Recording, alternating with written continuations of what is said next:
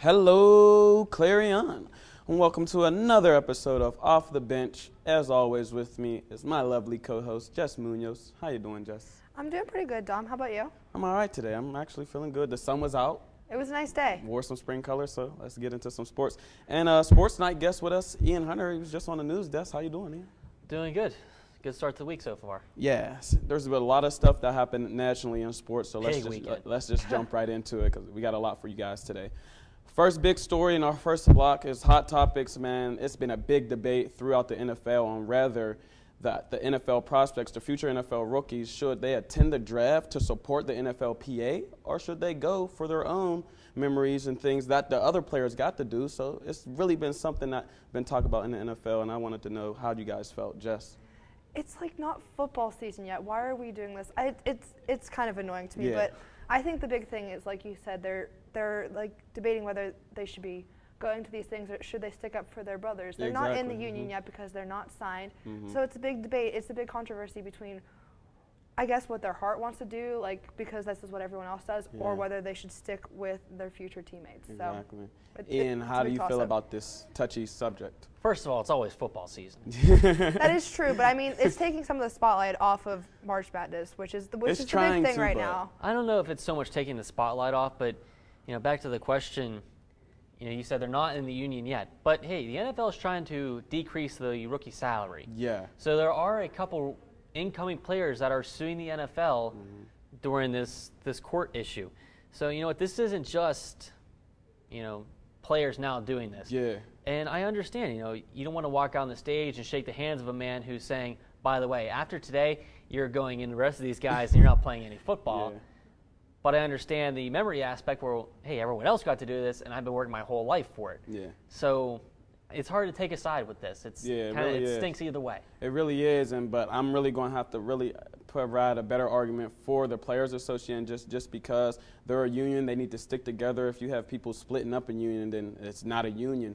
And it's for these NFL rookies, they're going to be in this union sooner or later, so why not start the brotherhood now with these future players, because you might get the cold shoulder from a couple other NFL players if you maybe have chose to go to the draft, but that's once again their decision. I think it's a little bit different, especially in the NFL. I think, honestly, some of those players could care less. Yeah. Once this is taken care of, and as long as those rookies come in and they work hard and produce, I'm sure that they could care less if they went to draft day. They are not. And it's their draft. They should be able to just do like every other NFL player and get that jersey, shake the commissioner's hand, and get that hat. But we're moving on now. Among the same topic, Roger Goodell, NFL commissioner, has sent a formal letter out to the NFLPA stating that they need to really get back into renegotiating things. The NFLPA replied with, you had 2 years to kind of give us you had ample time to come up with a good, reasonable deal. You still have not yet to do this thing, so we're at a lockout right now. And I just wanted to know, how do y'all feel about these letters going back and forth now and we just can't get on the same page with anything? I think that Goodell having 2 years to reconstruct the CBA and he's unable to make the final decision, it shows that the owners are getting too much money. Too greedy. And they're unwilling to pay more money out of their pockets for their players as well as the retired players for like their health benefits. And I think everyone loses if we have a lockout right now, which I don't think is going to happen, but right now you never know what's going to happen. Yeah, everyone loses, like you said, Just. Ian, what are your views on this? Both sides are playing like the hardball right now. Yeah. But Roger Goodell, I look at this, he's trying to break up, you said that brotherhood. He's trying to say, hey, he's trying to draw a couple guys over to his side, which I think, based on the last couple of negotiations I've heard, have been okay, but, nowhere near what they've been They're really just still asking too much from the players. It's not only that, but they've been asking the same thing over and over instead of, progress to these deals. And I heard a couple players Sunday, I believe Jeff Saturday and Drew Brees was one of them, saying, hey, if a couple owners and the commissioner, or excuse me, not even the commissioner, I believe it was Jerry Jones, Robert Kraft, and the owner from the Carolina Panthers, if those three guys who are like the main honcho group of owners and a couple of those player reps got together, they could knock this out without the They said they could ink out a deal, but they said the issue is Goodell, and I can't remember his vice president, I can't remember his name off the top of my head, but he's been the issue too because they just won't agree to anything. So they've had so much time and they're waiting to like the last minute, and they're ruining a good thing, which is the NFL, which is one of the best. But is it a bad thing? Like Jess said, this is taken away from March Madness a little bit. The NFL is now and on ESPN, they are in the first block every morning. Yeah. Now, quickly, I want to move on and get this into this first block. Barry Bonds is going to trial today for perjury cases amongst whether he lied about taking steroids or not. What are your guys' views on this real fast? Well, you know, I have to know the Barry Bonds thing. Yeah. Being a Giants fan, getting to see him hit a lot of those home runs, I think it's a shame. Yeah. Granted, he should not have lied about taking steroids, At all, but no. there was stuff on ESPN today arguing whether he's going to get in the Hall of Fame, all this stuff, and I think it's a load of crap. I'm sorry, but it is, because Barry Bonds, in my opinion, and a lot of people's opinion, is one of the best players that's ever played Major League Baseball. And I think it was the steroid era. It was. Everyone was doing it. It was the steroid era, and he was wrong to lie. I will tell you that, and I'm sure he knows that. He was wrong. He shouldn't have lied about it, but at all. What can you do? Did he lie? Has the man ever tested positive for a drug test? The answer is no. Did he gain some weight? Yeah. But there is no way that you can say as a legislature, first of all, they shouldn't be in this. They have more issues than baseball right now than Barry Bonds. They're trying to make a big scene about it. Yeah. So how do you know? Where's your proof that says, oh, well, this person said you're lied? Well, that's hearsay. Hearsay, yeah. I have the picture right here at the bottom of the graphic, the Pirates one and the Giants one, and that kid put on a lot of weight and muscles in no time. He's Barry Bonds, though. But Come you know, on. my dad is a big-time bodybuilder, and he looked, at his progression throughout the years, and he says, well, he says, I know it's weird. He says, but if you do it right, it can happen. It can happen, but his hat sizes did go up about 3 sizes. We're going to shoot into our first commercial break, but don't go far. We will be back with more Off the Bench.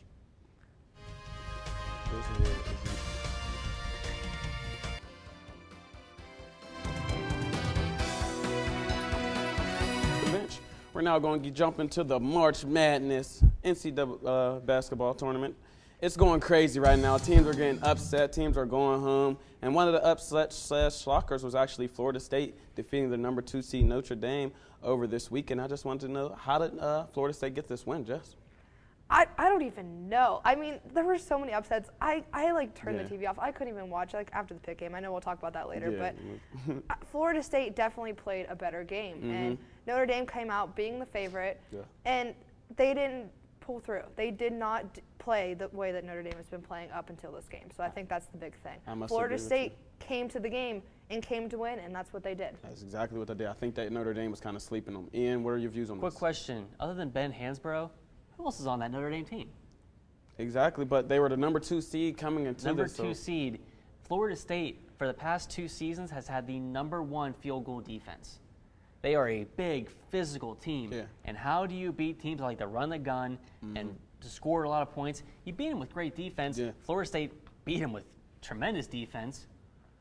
And quite frankly, Notre Dame couldn't score, so they had no chance to win. Yeah, they held them to a 3.7 field goal percentage, and that's like worse than ever. That's lower than 50, way lower than 50. And it's like there was just the defense from Florida State that really held them in this game. And this really wasn't an upset. It was more of a blowout. Florida State came in this game. It was a mismatch. Yeah, a true mismatch. Notre Dame did not expect a Florida State team to come into that game the way they would play. Like, I'm sure they did the film on them and everything, but they came to win it. They came to really seal the deal, and now they're moving on. And I feel like Notre Dame should have prepared better for this game. They led as much as 23 points in the game. The old saying in sports is, small and slow is no way to be. Notre Dame was small and slow. Yeah. Florida State was big and fast. Florida State led about 23 points at one time in the game. It's just like, wow, it really wasn't much of a game after that. Moving on now to my hometown team, unfortunately. We lost to the Butler Bulldogs. It was just a sad game, a disgraceful ending. Jess, what happened? Pitt, like I just talked about, Pitt did not come to the game the whole entire first half. I was looking and I was like, Pitt, where are you right now? Because you're not playing the way that I've seen you play.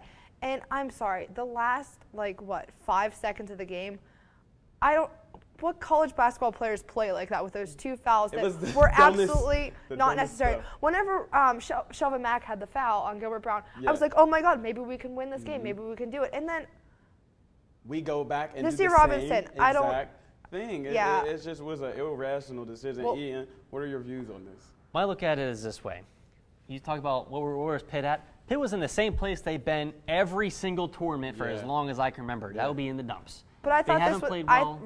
A lot of people, including myself, thought that this could be the year that Pitt would actually come through with it. I thought that in January. That's the only time. That's the second time it happened in school history, and it's like this might have been the year. But once again, I thought about that in January, and then in February they didn't play so hot, and then in the beginning of March they really didn't play so well. They got destroyed by UConn. Then they came into the tournament and they played a very experienced Butler team. So they didn't have a good end of the season, is what you're saying. And that game should not have come down to the last 5 seconds. It shouldn't have. Like I said, they did not play the first half. A lot of games that they've been playing recently have come down to overtime in the last second. So you got to learn how to coach your players in that position to keep their head in the game and make smart decisions. But I would just like to say that as terrible as my bracket was, I picked this game. I picked Butler to beat Pitt. In my heart, I knew we maybe would not beat Butler. But I didn't admit that to you guys. In my heart, it didn't matter. It did not matter in my heart if it was Old Dominion or Butler. Both were good basketball teams, and Pitt struggles in the big dance every year. Well, moving on now from that sad news. Number 5, Arizona did defeat number 4 seed Texas. This wasn't really much of an upset. These teams were kind of evenly matched coming into this game. And I just wanted to know, how do you guys think that they got this win? Once again, it was an exciting game down to the very last second. And I think what they got, how they won it, was Derek Williams. Yeah. He led the Wildcats. He had a team-high 17 points. And he's now 2 for 2 in game-saving plays in the tournament. Like, he also had that block with 2 seconds when they beat Memphis, on Friday, I think it was. And, I mean, Arizona, they were playing a great game. I remember I was watching the game, and I was like, Texas, what's going on right now? Texas is supposed to be. Yeah, it was a closely contested game throughout the whole game. Right. So. It was one of those games where it was decided by an official in the end. Yeah. Texas had the ball. There were some very questionable calls. And the kid calls timeout. And I can say kid because he's younger than me. He was a freshman. Calls timeout, and the official says 5-second violation. Granted, it was close. But at that point of the game, you never see that. This is the first time I've ever seen a 5-second violation at, under 10 seconds, under 5 seconds left to go in the game? Yeah. It was like 3 Granted, seconds. Arizona made the shot to tie it and win it. Yeah, in my eyes, Arizona wanted it more at the end of this game. I've seen Texas, they got the last possession. They were able to actually come back and win the game if they would have sunk their shot, but their last shot selection was horrible. The guy just went back down there, kind of threw up a wild layup, and it was just like, really? Really? That's the shot you're going to take with the game on the line? It was like, no. I didn't think Texas was anything that special anyway. I watched them against Baylor early in the season and wasn't terribly impressed. So, you know what? Arizona was a good team down the stretch. And they got the win. Moving on now to the biggest upset of the weekend was Virginia Commonwealth over Purdue. This team wasn't even supposed to be in the big dance, and now they're moving on once again. How did they do it, Jess? I was shocked. They're like the Butler of last year. Virginia Commonwealth, where are you coming from? Like, exactly. But the thing was that they had a very balanced offense, and led by Bradford Burgess. He had 23 points. And also, they were able to break through Purdue's defense, which not a lot of teams were able to do. And, I mean, this is their, it is their first time to reach the round of 16. And it's crazy. Like, this little team, everyone was like, they're not even supposed to make it. Who are they? Like, they were like Virginia Tech, Virginia Commonwealth. But they're playing a great game. And messing up a lot of brackets while doing it. They messed up my bracket. Yes, they did. But they have momentum, and I'm scared to see what this momentum's going to keep doing for Virginia Commonwealth. Ian, how do you feel about this team? You know what? For all the horse dung that this team had to endure on Selection Sunday from every analyst saying that they did not deserve to be in it, they were going to be a one-and-out team. Now they're in the Sweet 16, and they have a great shot at winning. They're playing Florida State. Florida State's on a roll of their own, and it's going to be a great game. I can't wait. I am rooting for VCU. I've been rooting for him the whole time. I became a fan from him after this last win, and it's just a true Cinderella story in my eyes. These guys are just playing, just laid back. They're playing their game, and everything's working for them right now. They're very under the radar. They're not as tense as the other higher teams right now, and I think that's really aiding them now into the Sweet 16, and it's just great to see another small team making a name for themselves in the tournament. Purdue is nothing like Robbie Hummel. Out for the whole season this year again. Purdue was not anything with. They were nothing. Purdue was very talked up. They were. Yeah.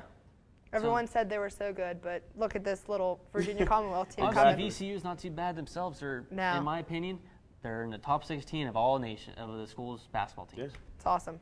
We'll be back with more Off the Bench. Don't go far, because we do have some more NCAA basketball talk for you. So don't go far. We'll be back.